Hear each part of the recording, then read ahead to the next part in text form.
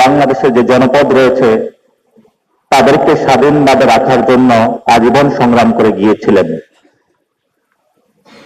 47, 52, 71, 90, 24 এই পরম্পরায় জাতির যারা সূর্য সন্তানেরা রয়েছে, যারা ডিফেন্সে রয়েছে, যারা সিভিলিয়ান রয়েছে, যখন আমাদের যুদ্ধ এসেছে, যখন আমাদের ন্যাশনাল ক্রাইসিস এসেছে, আমরা সবাই ঐক্যবদ্ধভাবে মাঠে মননে যে যার সার্ভিসে থেকে সবাই বাংলাদেশের পক্ষে আমরা কাজ করেছি।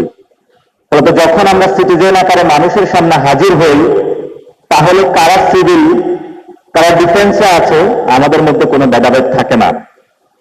এবং আমাদের সামনে গণ অভ্যুত্থানের 24-এর পরবর্তী সময়ে বড় একটি সুযোগ এসেছে যে বাংলাদেশকে নতুন করে পুনর্গঠন করার। বাংলাদেশকে পুনর্গঠন করার আমাদের সামনে দুইটি জায়গা রয়েছে। একটি হলো ন্যাশন হিসেবে আমরা দক্ষিণ এশিয়া বা বিশ্ব মঞ্চে কোথায় দাঁড়াবো, আরেকটি হলো আমরা স্টেট আকারে আমাদের স্টেটকে আমরা বিশ্ব মঞ্চে নিয়ে যাব। ন্যাশন আকারে আমরা আমাদের একটি বিশ্ব মঞ্চে বাঙালি জনপদ যারা রয়েছিলাম, যেটা হলো হিমালয় থেকে বঙ্গোপসাগর পর্যন্ত আমরা যে স্বপ্নটা দেখি কালচারাল জায়গা থেকে, এখানে বাংলা যারা মানুষ রয়েছে তাদের একটি সুন্দর একটি জন্মভূমি হবে, যে জন্মভূমির মধ্য দিয়ে আমাদের নারীরা তাদের সন্তানদেরকে সুন্দরভাবে পালন করতে পারবে, আমাদের মা বাবারা তাদের সন্তানদেরকে সুশিক্ষায় শিক্ষিত করতে পারবে, আমাদের যারা জনগণ রয়েছে তাদের সামনে কোনো ফেসিবাদী আর কোনো দানব চেপে বসবে না। আমরা এমন একটি বাংলাদেশ দেখতে চাই যে বাংলাদেশের মধ্যে বাংলাদেশের যতগুলো ইনস্টিটিউশন রয়েছে সেই ইনস্টিটিউশনগুলো শক্তিশালী আকারে কাজ করবে। সেই ক্ষেত্রে আমাদের যে সাবরেনিটি ফোর্স রয়েছে, ডিফেন্স ফোর্সের সাথে সাথে অন্যান্য যে ফোর্সগুলো রয়েছে যারা এক্সটার্নাল কাজ করছে এবং ইন্টারনাল কাজ করছে, তাদের কাছে আমাদের একটি আমানত রয়েছে, সেটা হলো এই বাংলাদেশের ভূমি।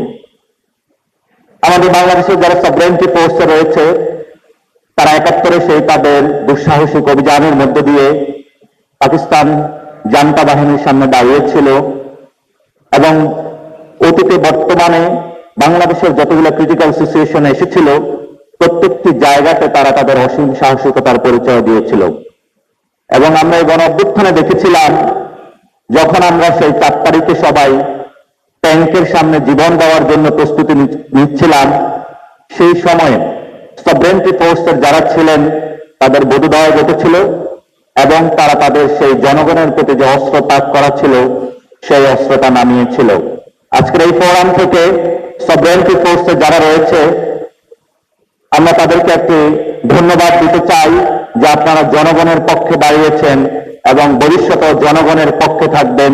আর এই সাবরেনিটি ফোর্সের মধ্যে যারা বিভিন্ন সময় গত 15 বছরে জনগণের প্রতি অস্ত্র ত্যাগ করেছিলেন, আয়নাঘর বানিয়েছিলেন এবং জনগণের মধ্যে থেকে একটি দলের পেটুয়া বাহিনী হিসেবে কাজ করেছিলেন, আমরা আপনাদের এই ফোরাম থেকে আজকে ধিক্কার জানাচ্ছি এবং আমরা এই ফোরাম থেকে জানাচ্ছি দ্রুত গতিতে তাদেরকে আইনের আওতায় এনে বাংলাদেশের সামনে একটি দৃষ্টান্তমূলক শাস্তি স্থাপন করতে হবে।